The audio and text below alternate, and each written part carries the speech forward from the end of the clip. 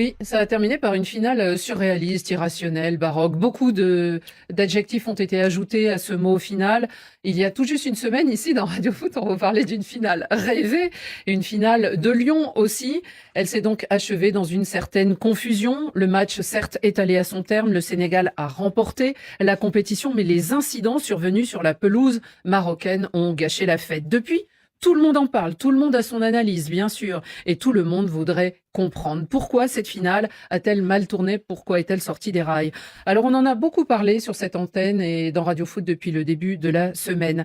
Les autorités de chacun des pays concernés, c'est-à-dire le Sénégal et le Maroc, se sont aussi exprimées. Ces dernières heures, pour le Maroc, c'est le roi lui-même, Mohamed VI, qui a cherché clairement à calmer les esprits, évoquant un résultat remarquable pour les Lions de l'Atlas, surtout à son classement en FIFA. Ils sont 8e actuellement, et il a aussi précisé la fraternité interafricaine reprendra naturellement le dessus. Le peuple marocain sait faire la part des choses et il ne se laissera pas entraîner dans la rancœur et la discorde. Tout ça à cause d'un match de foot, bien sûr. L'ancien international sénégalais El Hadji Diouf a salué dans une tribune publiée par le journal Le Monde. Il a salué une organisation de très haut niveau et il ajoute que les deux pays ont trop d'histoire en commun et trop d'avenir à construire pour laisser une finale aussi intense fragiliser une amitié séculaire. On peut être adversaire 90 minutes sans cesser d'être frère, souligne El Hadji Diouf en disant qu'il a appris cela du football. On revient au fait, la fête a été gâchée, comment réparer? Peut-être comment simplement revenir à la règle de ce qui n'y aurait pas dû se passer, Eric Rabessandratana. Ouais, c'est surtout que je vais faire la partie sportive, c'est-à-dire le match a été quand même vraiment intéressant. C'est-à-dire qu'il y a eu cette partie-là qui est vraiment déjà une vraie valeur ajoutée pour le football africain et pour la Coupe d'Afrique des Nations. C'était un match très disputé. Vraiment. On avait deux équipes, on savait, les deux meilleurs du continent Exactement, africain. Et ça a tenu je sais plus comment on dit, promesse, ses promesses, voilà, exactement. Ça a été un match intéressant. Après, je pense que là où les fautes sont véritables, c'est sur l'organisation et sur la tenue de tout ce qui va autour du match. Parce que même si pendant la compétition il y a eu d'autres histoires, on a vu des problèmes d'arbitrage, des problèmes de public, des problèmes on va revenir sur l'histoire de la serviette sur la demi-finale. Non mais on a vu des choses qui n'existent pas et qui ne doivent pas exister en tout cas. Mais qui n'existent pas, mais qui sont surtout arrivées parce que les émotions ont pris le pas sur la réalité et sur simplement le fait que ça reste du football et que même s'il y a une compétition et la pression, l'obligation de résultat, tout ce climat qu'il y a pu y avoir autour de cette équipe du Maroc qui a été quand même assez forte parce que mentalement pour résister à tout ça, il y a eu des tensions, il y a eu des matchs à jouer qui ont été difficiles, mais ça a été compliqué et gérer toute cette pression. Déjà, franchement, chapeau au Maroc. Même si, à la fin, évidemment, qu'il y a eu, tout est sorti en fait sur cette finale. C'est-à-dire qu'on est arrivé à l'apogée ça a été l'aboutissement de leur parcours. Et du coup, derrière, il y a plus de maîtrise. Et là, à partir du moment où il y a plus de maîtrise, mais là, quand il y a plus de maîtrise, pour moi, c'est la CAF. C'est-à-dire que dans l'organisation, quand on voit des choses qu'on n'a jamais vues au football, c'est-à-dire des joueurs qui se retrouvent à côté du but pour aller protéger une serviette. Déjà, juste ma phrase, on la sort du contexte, on se dit mais qu'est-ce qu'il raconte? Mais d'aller protéger une serviette d'un joueur qui est... Non mais voilà, j'ai envie de dire, on a perdu complètement la rationalité du sport, du football, de la compétition. Et je suis désolé, mais c'est la CAF qui doit gérer ça. L'arbitrage, on parle de sanctions pour l'arbitre a dû se sentir tout seul. Mais il est tout seul. Quand il est tout seul, le pauvre. Sort du terrain, Franchement, il est tout seul. Personne. Moi, en dehors de son erreur. Je me permettrai de vous couper. Dans les messages là qui arrivent, Jo Lumière Matondo nous dit félicitations à Jean-Jacques Dalla, l'arbitre congolais qui ne fait pas une si mauvaise finale. Il a réussi à l'amener jusqu'au terme, cette finale. Son seul peut-être fait d'arme, c'est que il siffle trop vite sur l'action d'Hakimi, mais en dehors de ça, il fait une très bonne finale. Et là, il se retrouve sous les feux des projecteurs, abandonné par les Sénégalais qui se barrent au vestiaire. Mais c'est un truc de fou en fait. Abandonné par sa hiérarchie. Et aussi abandonné par sa hiérarchie, par ceux qui organisent. Le président de la comité d'arbitrage, même le président de la Confédération africaine, il aurait dû être sur le terrain. Il est tout seul, le pauvre Jean-Jacques Ndala. Et ça dure 15 minutes. Absolument. Et c'est ça qui est la grande fragilité de la Confédération africaine sur ce moment-là, c'est que l'arbitrage n'est pas du tout épaulé, n'est pas du tout incarné. Moi, je compare souvent avec ce qui se passe à la FIFA avec Pierluigi Collina ou à l'UEFA maintenant avec Roberto Rossetti. Vous avez des personnages qui ont été des arbitres de très haut niveau, surtout Collina avec ses yeux revolver là, qui fusillaient ceux qui le contestaient. Ils incarnent l'autorité du jeu avec le respect de l'arbitre. En Afrique, vous n'avez pas ça. Il est impératif que le président Motsepe se saisisse de ce sujet et installe un collège d'arbitres incontestable. Le problème, c'est que le patron des arbitres aujourd'hui, il est là depuis le mois d'octobre. Mais oui. Et c'est alors. Il y avait eu des grands changements avant la. Et le Béninois qui était là avant, il est resté que 2 ans parce qu'il plaisait pas à quelqu'un d'influent au sein de la Confédération africaine. Donc comment voulez-vous que l'arbitrage soit respecté en Afrique dans ces conditions? Il faut absolument que cette compétition, il a été bon. Ils sont bons. Parce que je peux vous dire que moi, j'ai vécu des choses dans les autres compétitions en Afrique. L'arbitrage, c'est très difficile à gérer et à supporter pour les. Je parle pour les équipes et pour les représentants des équipes. Mais là, je vous jure que dans cette CAN-là, l'arbitrage a été bon, même s'il y a toujours des petits trucs, mais il a été bon dans cette CAN. Ils sont bons. Ces arbitres, quand on les aide et qu'on les soutient et qu'on les protège. Vous avez regardé la CAN à la radio? Ils l'ont regardé sur RFI à la radio. Bon, non, il a été bon. Non, soyons sérieux. Bien sûr qu'il y a des Soyons sérieux. Soyons sérieux. Tout le monde. Non. Rémi. Concernant d'abord l'arbitrage, parce que c'est là où les problèmes commencent. Oui, non, mais il n'était pas au niveau, on l'a tous dit, des infrastructures et de la qualité. Les infrastructures ont été bonnes. Oui. Ça, on doit féliciter le Maroc. Et d'ailleurs, je félicite surtout même le discours du roi. Ce message. Bien sûr. Parce que celui-là est beaucoup plus apaisant par rapport à certains joueurs mais qui ont quand même remettre les choses à la bonne place. Voilà, Ce n'est que du foot et ce n'est qu'un match. Il a un peu balayé la pression qu'il y avait autour de tout ça. Et puis, il faut savoir que beaucoup d'équipes subsahariennes utilisent les infrastructures du Maroc. Il y a souvent eu un bon accueil là-bas. Et depuis des années. Mais cependant, je veux d'abord mettre du bémol par rapport à l'organisation. C'est-à-dire, s'il faut parler de l'organisation, c'est vrai qu'il y a eu cet incident. Non, mais on voulait parler de la finale, de ce qui s'est passé à la finale. On devrait parler de, bien évidemment, lorsqu'on parle seulement de la finale. Bon, vous voulez qu'on aille à la finale parce que je voulais parler des autres compétitions de la CAN. Par exemple, dans mon propre pays, et je connais par exemple des problèmes qu'il y a eu là-bas où les gens se plaignaient des tests Covid. Souvent, à la CAF, on fait ça. Mais maintenant, au niveau de l'arbitrage, il y a eu des premiers problèmes. Pas spécialement de l'arbitrage, mais de ces événements de fin de match qui ont gâché la fête, Rémi, qui ont gâché la fête africaine. Il faut savoir, Annie, qu'est-ce qui gâche pareil si ça se passait qu'est-ce qui gâche la fête? La fête commence à se gâter avant. Parce que, par exemple, vous avez parlé du problème des serviettes. En demi-finale, une confédération africaine de football est en train de voir des événements incroyables où on vole la serviette au Nigeria. Du gardien du Nigeria. Et vous ne parvenez pas à régler cela. Vous arrivez encore maintenant en finale. Ce n'est pas une serviette, ce n'est pas 2, ce n'est pas 3, c'est 6.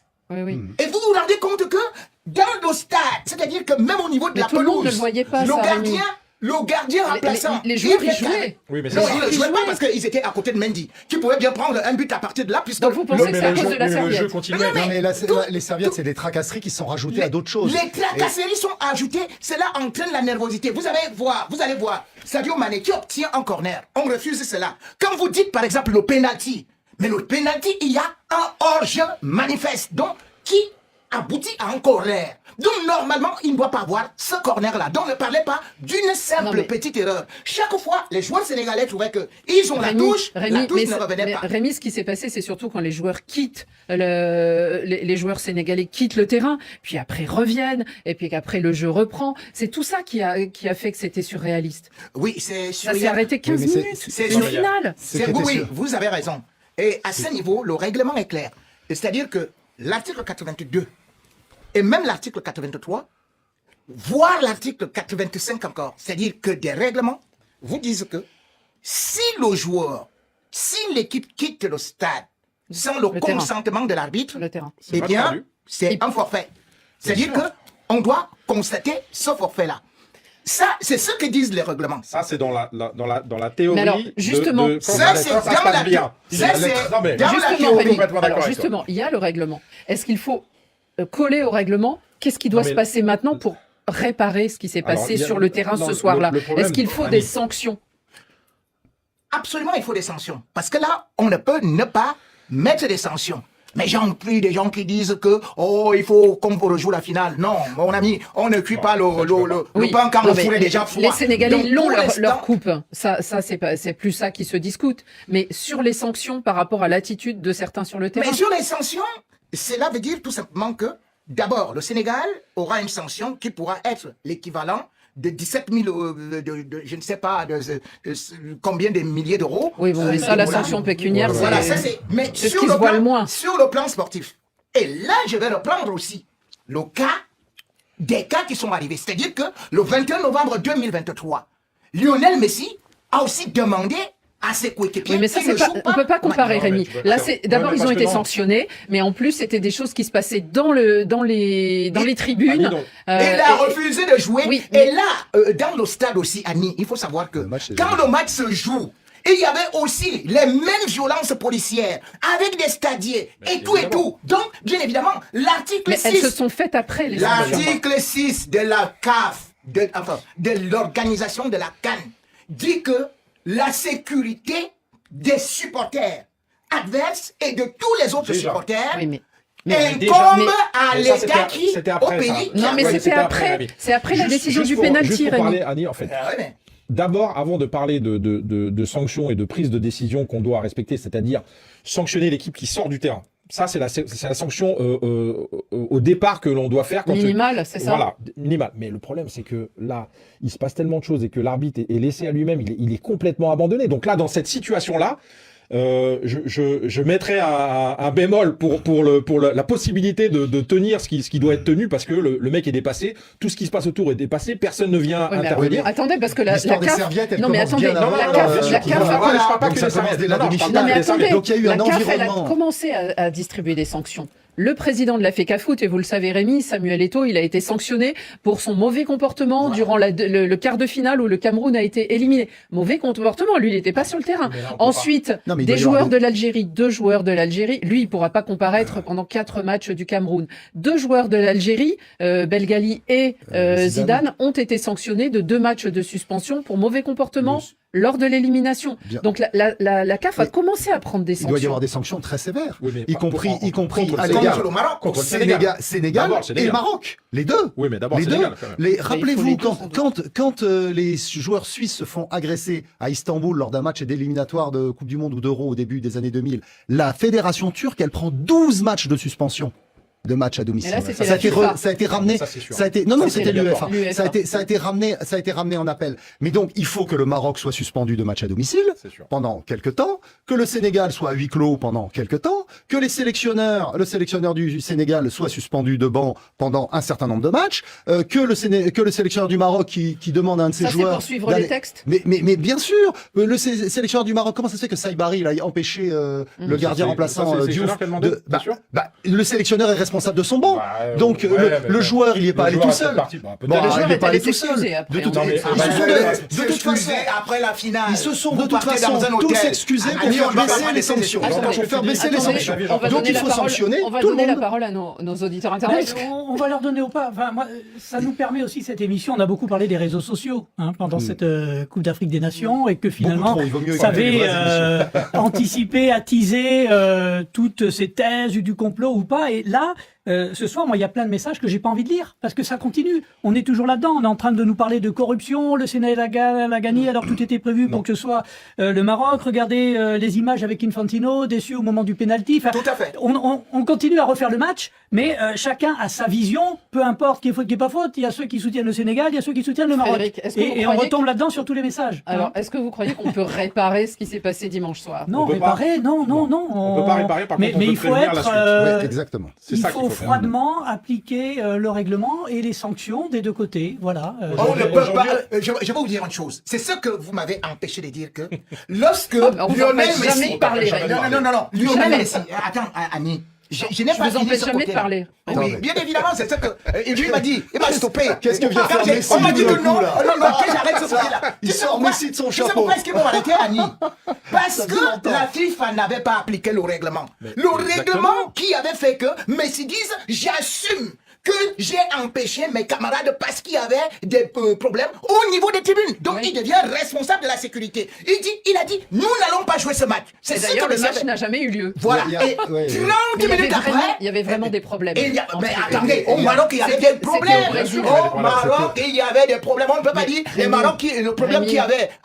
Mais est-ce qu'on a sanctionné Messi? Non. Est-ce qu'on a sanctionné les Argentins? Non. Non, il y a eu des sanctions. Il n'y a pas eu de sanctions de Messi. Non. Ils ont été absous Oui, et ils ont juste payé une amende. Bon, de toute Et façon, quelquefois, Messi allait avec ses si coéquipiers tu veux que ça se à la passe Coupe du bien, Monde remportée avec des pénaltys. Il n'y a Bon, pas eu de, si tu il y veux a que pas ça eu se de passe bien, bagarre. Vous voulez calmer les esprits. Rémi, moi je suis assez d'accord avec lui. Si vous regardez, mais quasiment tous les week-ends, il y a des choses pas sûr. normales qui se passent sur Ça, le je suis terrain, en complètement dehors du d'accord. terrain, aux abords, dans les tribunes. Mais là, c'est allé tellement loin qu'on une refait aberration, tout là. le film. Hein, Non. et ce on qu'il faut pointe voir, tout ce qui s'est Ce passé. qu'il faut voir, c'est qu'il y a bientôt une Coupe du Monde et qu'on imagine que les organisateurs, évidemment, ne voudraient pas qu'on revive ça, ça, pour c'est une sûr, finale ça avec là-bas. tout le poids et toute la pression. Et qu'il peut y j'ajouterais, avoir sur Ali, tout le il y a monde. beaucoup de messages qui sous-entendent la presse française qui veut que le Sénégal soit lourdement sanctionné parce qu'il y a un France-Sénégal à la Coupe du Monde. Là, il y a énormément de messages sous cet angle-là, hein, sur le Facebook Live, en disant qu'on Mais pousse pour que le Sénégal soit sanctionné Non, mais c'est pas et que l'équipe de exactement France, ce qu'il faut. France-Sénégal de 16 C'est juin, on en profite. exactement le Mais pas du raisonnement, tout. le raisonnement qu'il ne faut pas. Si le football africain veut avancer, c'est sanctionner durement tous les deux camps, même s'il y a une Coupe du Monde dans 6 mois, justement. Ouais. Bon, ben, je suis pas sûr qu'on ait réussi à calmer non, mais les c'est dur. choses. Bon, Je de suis pas toute sûr. façon, il y a un proverbe africain qui dit on n'éteint pas le feu avec le feu. Voilà.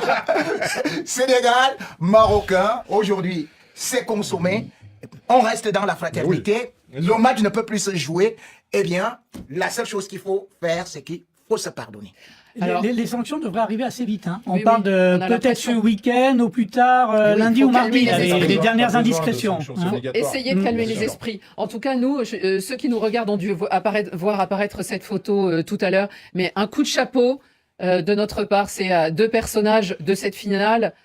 Sadio Mané, évidemment, le grand Sadio Mané qui a remporté sa 2e CAN, sa 2e étoile et qui a rappelé ses camarades, qui a montré une certaine sagesse, une certaine expérience aussi. Et puis à Claude Leroy, parce que Claude Leroy a essayé, tant qu'il pouvait, eh bien, de calmer les choses et de faire que le match aille jusqu'à